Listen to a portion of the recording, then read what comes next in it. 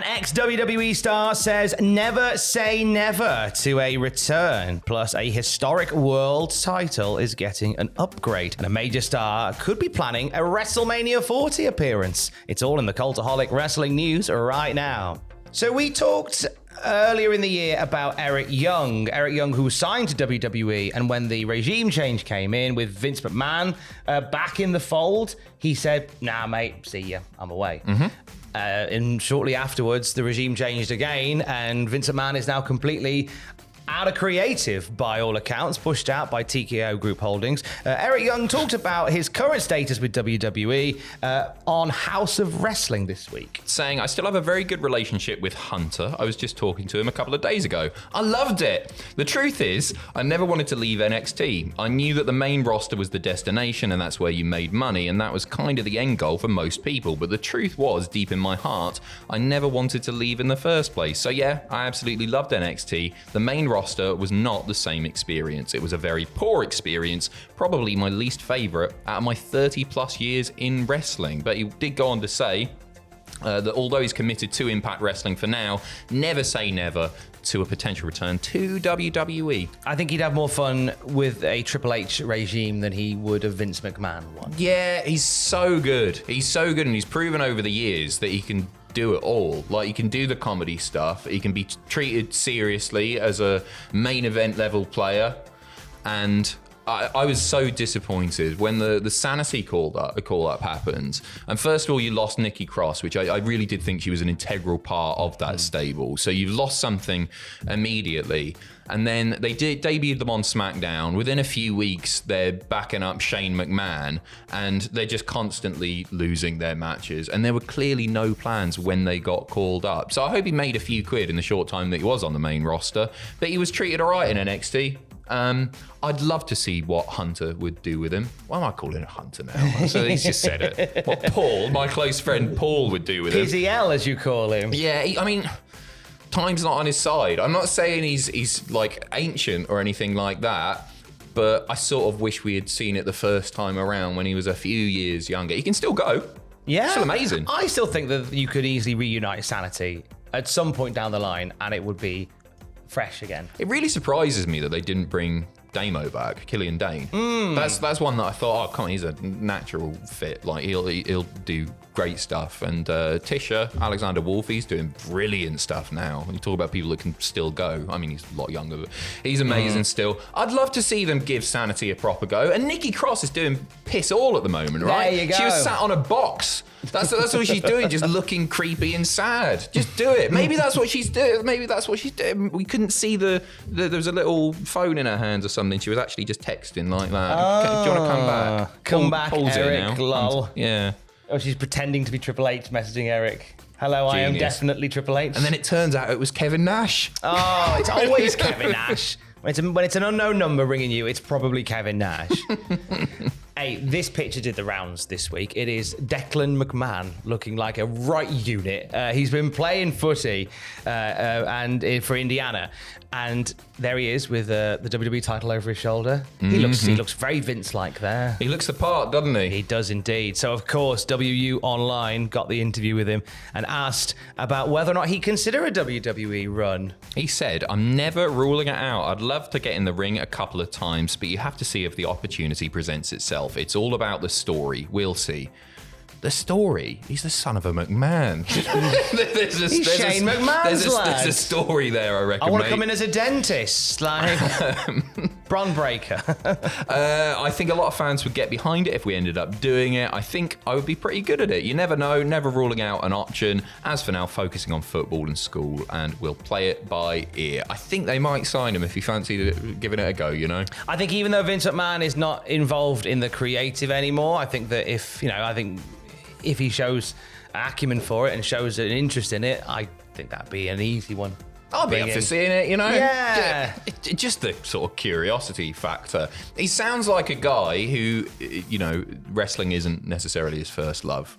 No. But it's probably an easy payday, and I reckon they'd pay him pretty well just to come in and do something with his old man. Who else is Shane McMahon going to win the tag team titles with again? Exactly. Nicholas is getting on a bit now, isn't he? Nicholas's time is done. He should, Father Time is not being kind to Nicholas. He needs to get back as soon as he can.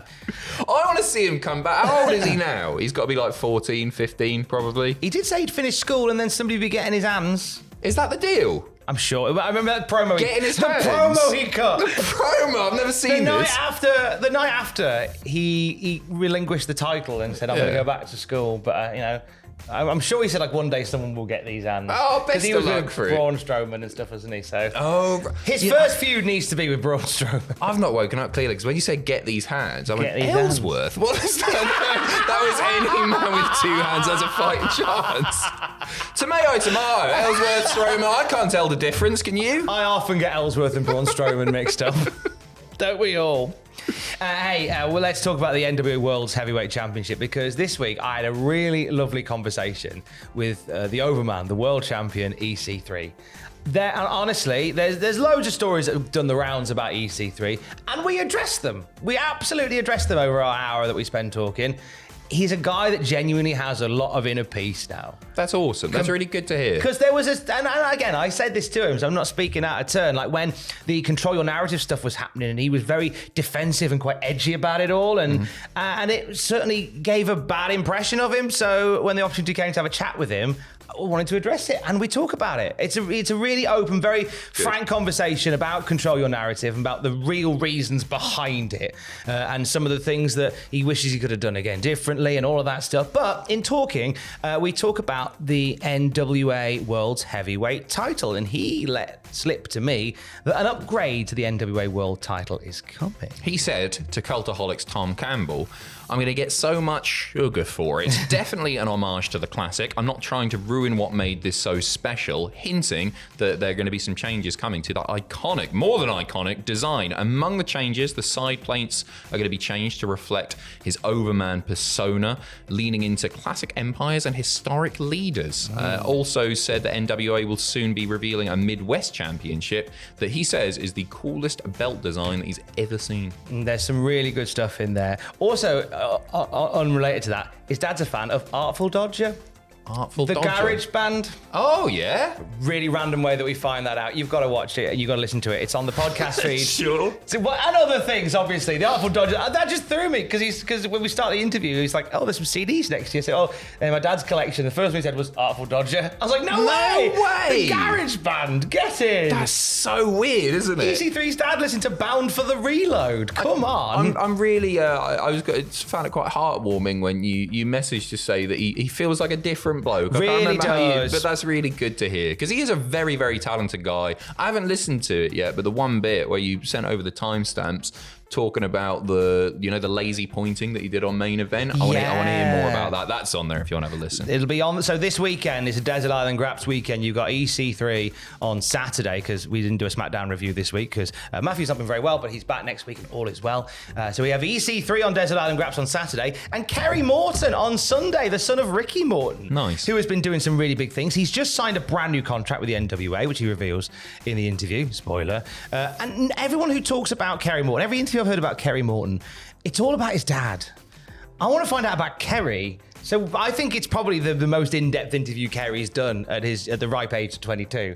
So you'll hear it on the weekend as well. It's on the podcast feed. And if you're a Patreon, as a thank you, both of those will be videos over the weekend as well, and you can watch them as well as hear them. In which case, if you're that good, right, I'm laying out a challenge. You need to get Declan McMahon on and not talk about his dad or his granddad. Challenge accepted. Nice. Leave it with. Fine Alamo. Let's talk about WrestleMania 40. I haven't said Fine Alamo in a while. Let's talk about WrestleMania 40 from Philadelphia. A major star. Now, there could be a major star popping up at WrestleMania 40 if his itinerary is to be believed. Pro wrestling legend Bad Bunny announced the dates for his most wanted tour for next year.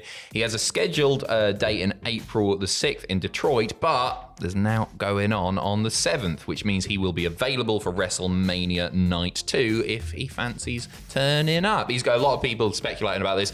I'm well up for it. It sounded like I was being sarcastic when I said wrestling legend. He's the bollocks, and he's so good. He's I love brilliant. him. I love him. The passion that guy displays every time he does anything in wrestling. I think he's a joy to watch. That Backlash match he had with Damian Priest, one of the matches of the year. Yeah, for sure. I thought it was great. Fun. Really, really good. I wouldn't be sad if he turned up. Maybe he sings. Maybe he throws a Hurricane Rana at somebody. Maybe both. Maybe a bit of both. You Knowing never Bad know. Bunny. Anything we want to plug for the weekend? Bound for Glory live reactions tomorrow night with me and thee from 11:30 p.m. British summertime. Just about British summertime. This weekend we're starting ranking the WCW pay-per-views year by year. Ooh. It's not all of them. We're doing them in year by year chunks. So that's a really fun one that we got coming up. A couple of lists coming up. I'm on the podcast tonight. I wasn't very good. I was knackered. Jack and Ross are so good, and they get to catch everything every week. They're so clued in. So I just have a bit of fish out of water at this point. But you can have a listen if you want. That's on the feed tonight. And for the latest wrestling news throughout the day, you can check out cultaholic.com. Geese, I love you, bye.